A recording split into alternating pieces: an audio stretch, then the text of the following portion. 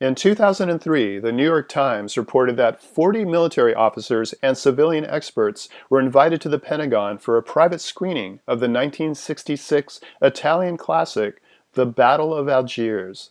In the wake of the Iraq and Afghanistan wars, its purpose was to learn about the inherent moral and strategic problems associated with using strong-arm tactics such as torture when fighting guerrilla insurgents. It's hard to imagine a more impressive validation of a film's veracity. The Battle of Algiers depicts the tail end of France's 132-year occupation of Algeria and the struggles of the National Liberation Front, or NLF, to regain control of their country. Central to the story is the NLF revolutionary fighter Ali Lapointe, played with an urgent intensity by Brahim Hajjaj. His adversary is Colonel Mitou, a stoic French war hero put in charge of quelling the NLF insurgency. Mitou quickly adopts a Donald Rumsfeld-like strategy that includes techniques such as enhanced interrogation, which preclude any chance of winning hearts and minds. The film begins in 1957 with Mitou's ostensible capture of Lapointe in Algiers, the capital of Algeria, before flashing back to 1954 to fill in their backstories. The director, Gillo Pontecorvo, cast non-actors for all but one role, many of whom had actually lived through France's oppressive rule. A photojournalistic aesthetic was such a priority, Pontecorvo spent 4 times as long auditioning cinematographers as he did cast members. He finally settled on Marcello Gatti, who used handheld cameras, telephoto lenses, and gritty black and white film stock to shoot within the labyrinthine streets and back alleys of the Kasbah.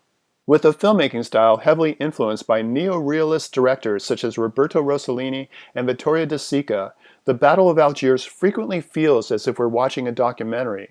Lest the filmmakers be robbed of the credit they deserved for their painstaking efforts, there used to be a disclaimer at the start of the U.S. theatrical release stating, "Not even 1 foot of newsreel or documentary film is included in this picture." Knowing this factoid before the movie unfolds makes everything that follows all the more impressive. One particularly harrowing stretch near the midpoint of its enthralling 2-hour runtime is guaranteed to leave an indelible impression. 3 women, one of them with a child in tow, pick up timed explosives, work their way through various checkpoints separating Algiers' Muslim and European quarters, then place the bombs in a cafe, an airport, and a bar. Before walking away, one of the women takes a moment to casually observe the nearby civilians who will soon become casualties of war.